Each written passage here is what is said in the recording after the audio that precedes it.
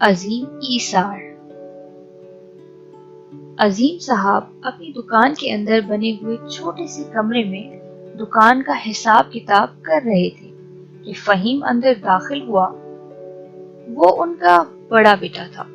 اس کے چہرے سے ظاہر ہو رہا تھا جیسے وہ کوئی اہم بات بتانے کے لیے بے چین ہے۔ عظیم صاحب کو کسی کی آمد کا احساس ہوا تو انہوں نے نظریں اٹھائیں۔ ابو بابر نے دکان سے پیسے چرائے، میں نے اسے 100 روپے کے کئی نوٹ جیب میں ڈالتے دیکھا ہے، فہیم نے آہستہ آواز میں کہا۔ اوہ! عظیم صاحب کی آنکھیں حیرت سے پھیل گئیں۔ فہیم نے کہا، ابو آپ کی ہدایت کے مطابق میں نے اسے رنگے ہاتھوں نہیں پکڑا اور نہ اسے کچھ کہا ہے۔ اچھا تم اپنا کام کرو اور اس واقعے کا ذکر ابھی کسی سے مت کرنا، میں بابر کو اچھی طرح سبق سکھاؤں گا۔ عظیم صاحب بولے۔ ہاں ابو، اسے سبق سکھانا بہت ضروری ہے۔ فہیم نے ان کی ہاں میں ہاں ملائی۔ فہیم چلا گیا تو عظیم صاحب اپنے کام میں مصروف ہو گئے۔ بابر نے چوری کیوں کی؟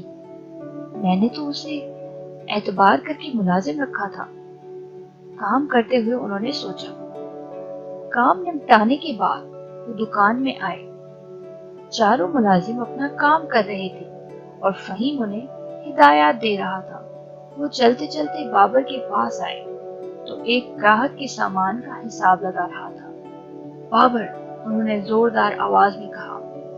وہ ان کی آواز سن کر چونک گیا۔ جی بھائی، اس نے فوراً جواب دیا۔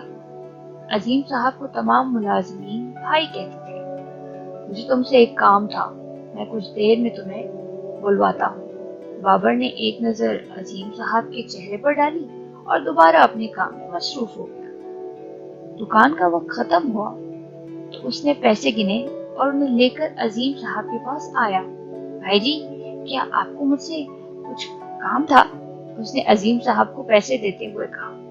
وہ بولے، نہیں، تم کام کے دوران اونگ رہے تھے اس لیے تمہیں آواز دی تھی، اپنی نیند پوری کر لیا کرو۔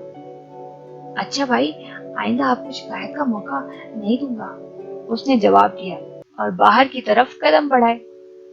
عظیم صاحب کی دکان بہت بڑی تھی، ضرورت کی ہر چیز یہاں میسر تھی، اس وجہ سے دکان پر گراہکوں کی بے پناہ رش ہوتا تھا۔ دکان میں 4 ملازم کام کرتے، فہیم بھی ملازموں کا ہاتھ بٹانے کے لیے دوپہر میں آ جاتا تھا۔ بابر کو ان کے پاس ملازمت کرتے ہوئے 3 مہینہ تھا۔ عظیم صاحب اپنے ملازمین کا بھرپور خیال رکھتے تھے، ملازم بھی ان سے بہت خوش تھے، مگر عظیم صاحب یہ سمجھنے سے قاصر تھے کہ بابر نے ایسا کیوں کیا۔ اگر فہیم نے اسے چوری کرتے نہ دیکھا ہوتا تو وہ کسی کی بات پر اعتبار نہ کرتے۔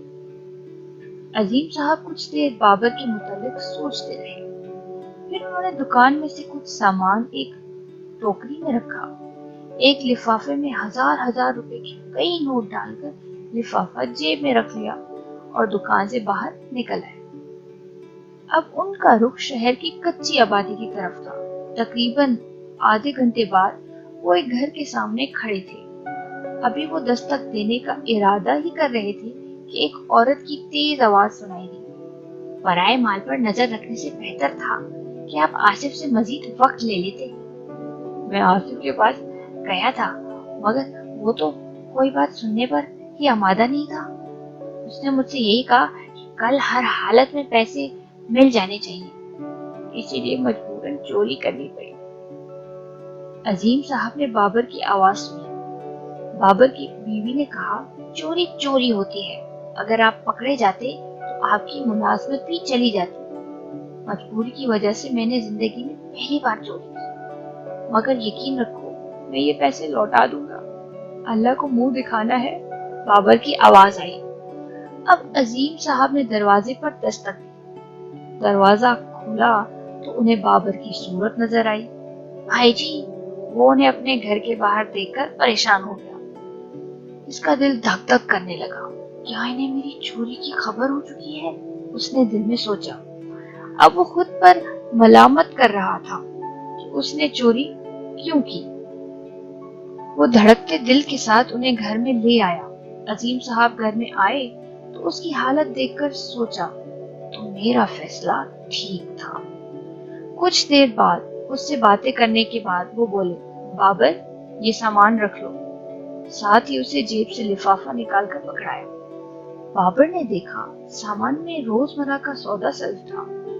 سیٹھ صاحب یہ سب کیوں؟ بابر کچھ سمجھ نہ سکا۔ بابر تم دکان میں پریشان نظر آ رہے تھے، بہتر ہوتا کہ تم اپنی پریشانی کا ذکر مجھ سے کرتے۔ خیر میں سوچا نئے ملازم ہونے کی وجہ سے کچھ کہنے سے گھبرا رہے ہو۔ جب مجھے کچھ نہ سوجا تو تمہارے جانے کے بعد کچھ سامان اس ٹوکری میں رکھا اور تمہارے پاس چلا آیا۔ اور ہاں، اس لفافے میں کچھ رقم ہے جو تمہارے کام آئے گی۔ آئندہ اگر کبھی کسی بھی چیز کی ضرورت ہو تو بلا جھجک مجھے کہہ دینا۔ عظیم صاحب بولتے چلے گئے۔ بابر حیرانی سے انہیں دیکھ رہا تھا۔ انہوں نے اپنے کام کا حق ادا کر دیا تھا۔ عظیم صاحب رخصت ہوئے تو بابر نے رقم گنی۔ وہ اس کی چوری کیے ہوئے پیسوں سے کہیں زیادہ تھی۔ اس کی نظریں شرمندگی سے جھک گئی۔ اگلے دن بابر نے چوری کی رقم عظیم صاحب کو دی۔ پہلے تو انہوں نے حیرت سے رقم کو دیکھا، پھر پوچھا، یہ رقم مجھے کیوں لوٹا رہے ہو؟ سیٹھ صاحب زندگی میں پہلی بار چوری کی تھی، مگر اللہ کا شکر ہے اس نے مجھے چور بننے سے بچا لیا۔ امید ہے کہ آپ بھی مجھے معاف کر دیں گے۔ اس کی آنکھوں میں آنسو تھے۔ کوئی بات نہیں، انسان غلطی کر کے ہی سیکھتا ہے۔ فہیم حیرت سے ان دونوں کی باتیں سن رہا تھا، جسے اصل واقعے کا علم نہ تھا۔